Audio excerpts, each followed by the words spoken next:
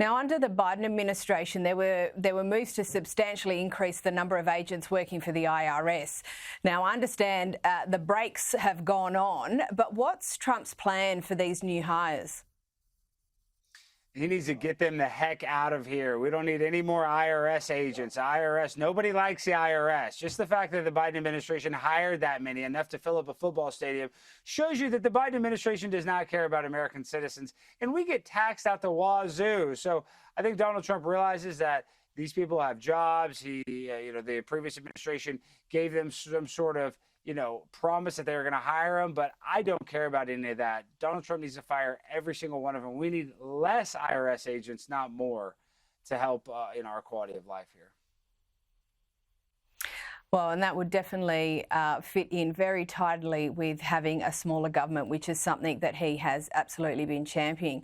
Now, when I woke up this morning here in Perth, Western Australia, I saw this rather eventful exchange between the US and Colombia over the repatriation of illegal immigrants.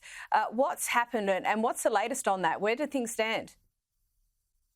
Well, you saw the about face from the Colombian president. It's so great. Gustavo buckled under the pressure of Donald Trump, just saying that he was going to raise tariffs. And what's so good about this is that we don't have to go to war with these foreign countries. All we need to do is just put rules and regulations and tax them, and then we can actually solve these problems. You look at all the money that's wasted in the Ukraine right now, fighting that proxy war, just all over the world. We can come to an agreement through negotiation and solve these problems. And you saw with Colombia, that's a perfect example of what Donald Trump's going to do going forward when other countries want to send us all their criminals, want to empty their jails, and when we try to bring them back to their country, they better accept them, or else there's going to be serious consequences when it comes to our geopolitical relations. And what has been the reaction from some of those other countries in relation to the repatriation of illegal immigrants? Well, I mean, I think Mexico and you saw Colombia at first, they were a little hesitant, but now they're realizing that Donald Trump is not joking around and that they have to play ball with this new administration. So, they might not like it. They might not want a bunch of criminals coming back to their country that they excommunicated, but we don't want them here in America. And it's not, and Donald Trump says it clearly. He's not anti-immigration. We just need to vet the people that come into our country, and we're not doing that. We're letting in people that have serious criminal history, that have done serious crimes, and that needs to be fixed. And under Donald Trump, these other countries, they're going to realize that America is not playing around when it comes to immigration happening and asylum happening. When you're a criminal, you're not going to be welcome in the United States any longer. And it's a beautiful sight to see. Now, Alex, it came as no surprise to me, and I imagine it came as no surprise to you, that the CIA has concluded that COVID-19 likely originated from a China lab leak. Now, there are some people who should frankly be ashamed of themselves and others who are no doubt going through their receipts.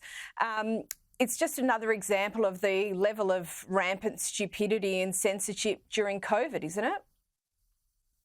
Are you kidding me? And I know you're being sarcastic when you ask me, but this is what makes me so sick about this whole entire thing, is that they knew that this was a virus that got leaked in China, and that we have had histories of SARS, pneumonia. There's been lots of respiratory illnesses, but because they wanted to push out the vaccine, and it makes me sick, all the people that I lost, the people that I love, that weren't able to get proper care because they said that the only remedy was a vaccine. And the only way to get a vaccine without long-term testing was to get it through an emergency use authorization. And you're only able to get that authorization if there's no other remedy. So they lied about the origins of the virus.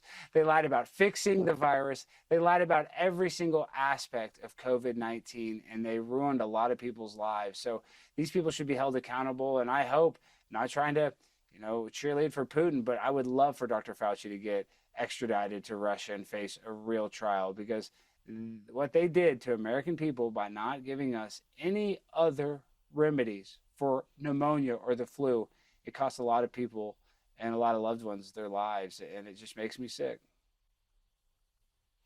And there were a lot of us during COVID who asked questions. Those questions obviously were not appreciated.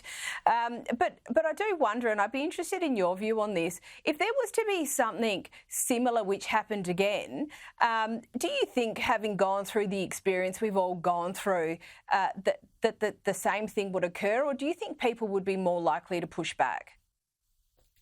Well, of course, I think people would realize the first time shutting down during the pandemic was not the best choice for our country. And yes, if this happens again, which I'm sure it will, because there are viruses, we've had this before. Like I said, SARS didn't just come around in 2020. We've had other issues with sudden acute respiratory syndrome.